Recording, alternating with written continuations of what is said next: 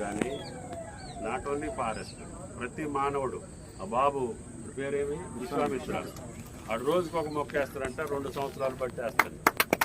అతని వయసు ఎంత, అతని అవగాహన ఏంటి, అతను రోజుకి ఒక మొక్క వేసే అవసరం ఏమొచ్చింది, ఆడు ఈ జాతి కోసం ఆ వయసులోనే ఎందుకు కష్టపడాలి, మీకు ఆక్సిజన్ ఇవ్వటానికి ఆడు 6 ఏళ్ళోడు ఎందుకు కష్టపడాలి, మనం దున్నపోతుల్లాగా మనం ఎందుకు ఉండాలి. అదొక్కసారి అర్థం చేసుకొని ఎవరి కాళ్ళు ఎక్కడికక్కడ వీలైన కాడ ఉన్న చెట్టును రక్షించుకోవటం, అవసరమైతే పచ్చబెట్టుకోవటం. అందుకనే మా కలెక్టర్ గారు ఎక్కడ పూడు భూములు కొట్టి రైతాంగం ఇబ్బంది పడుతుంటే వాళ్ళకి ఆదాయం వచ్చేటటువంటి పంటలు వేయమని చెప్పాను. ఆయన మునగ చాలా 100 ఎకరాలు వేశారు, బ్యాంబూ వేస్తున్నారు. ఫారెస్ట్ రోడ్ కూడా రోడ్లు అమ్మటేసే మొక్కలు కూడా పనికొచ్చే మొక్కలు వేయాలి, జంతువులకు ఉపయోగపడే మొక్కలు వేయాలి.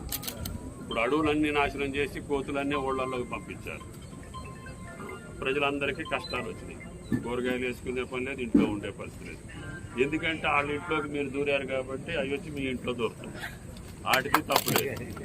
కాబట్టి దయచేసి ఎక్కడోళ్ళు అక్కడ ప్రకృతిని అనుసరించి మనం బతకపోతే ప్రకృతే మనని నాశనం చేస్తుంది. ఆ సత్యాన్ని గుర్తుపెట్టుకొని ఇప్పుడు మళ్ళీ ఈ వన మహోత్సవ సందర్భంగా కొత్తగూడెం జిల్లా అంటే అటవీ జిల్లా, అడవి బిడ్డల జిల్లా, అందరికీ అన్నిటికీ అవకాశాలు ఇచ్చేటటువంటి జిల్లా. ఇందాక ఎమ్మెల్యే గారు చెప్పినట్టుగా భూగర్భంలోకి పోతే మనకి లేని ఖనిజం లేదు. నదులు చూస్తే ఈ దేశానికి సరిపోని నీళ్లు మన దగ్గర నుంచే వెళ్తాయి.